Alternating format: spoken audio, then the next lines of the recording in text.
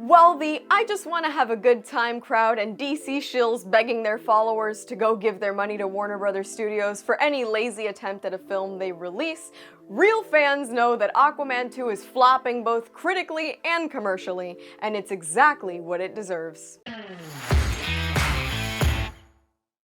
Hey y'all, SnarkyJay cosplay here. So just last week, the SNYDERVERSE, the last remnants of the DCEU, Aquaman and the Lost Kingdom, took out the DCU with not a bang but a whimper, with a devastating box office of just $27.7 million in its opening weekend. $27.7 million in a weekend might not sound terrible, but let me give you some context. Just this past summer, The Flash had an opening weekend of over $50 million, Shazam 2's opening debut was over $30 million, and the opening weekend for Blue Beetle was only about $25 million.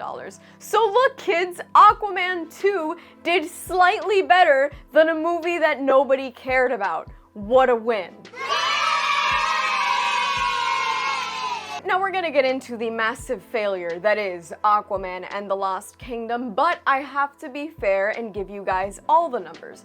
Now, over the 4-day holiday period, Aquaman actually did better than its opening weekend. It earned about $40 million, which admittedly doesn't sound that terrible, but when you're putting that $40 million 4-day opening period up against a budget of $205 million, and that budget most definitely is actually more than $205 million when you consider all the reshoots, the marketing efforts, etc. Those are pretty rough numbers, and they kind of make you wonder why DC Studios and Warner Brothers didn't just Batgirl the whole thing, as in shelve it and then call it a tax escape. Now, somehow even worse than being a financial failure, of course, Aquaman 2 is also being panned by critics and fans. Now, there is always, of course, a presence of two parties on the positive side of these disastrous films.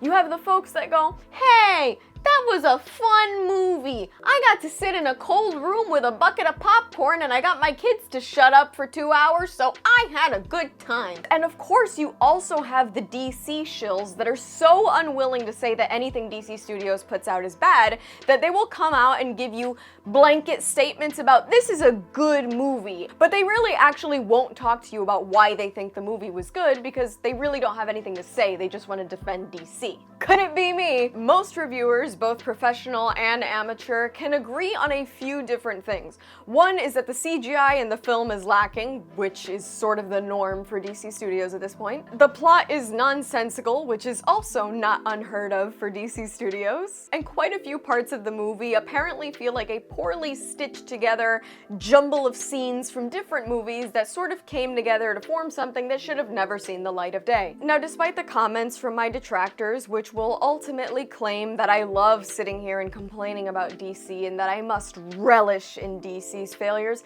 I actually consider this to be a huge bummer.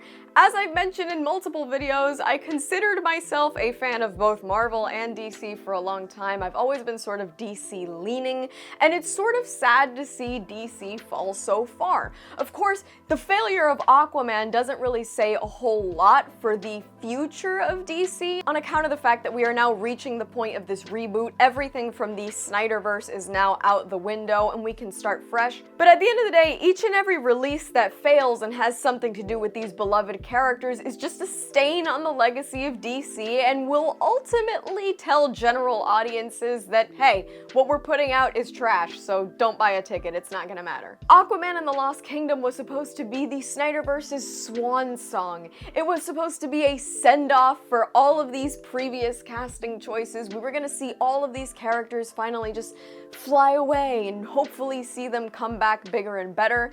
But being that Aquaman 2 is literally like awful, I guess we're seeing the SNYDERVERSE say goodbye not with a strong bang and a war cry, but with a whimper as Aquaman's hopes and dreams of being one of the few good DCU movies get turned to sushi. And with all the drama that has effectively swallowed up the DCU recently, well, I can't say it doesn't feel right. And that's all from me. I've been SnarkyJay. Thank you so much for watching. Please don't forget to like and subscribe. For more SnarkyJay, be sure to check me out on Instagram, and if you'd like to support my content creation while getting access to some fabulous photo shoot sets in the process, please check out and subscribe to my Patreon. I will link both in the description below, and let me know your thoughts about the commercial failure of Aquaman 2 in the comments below.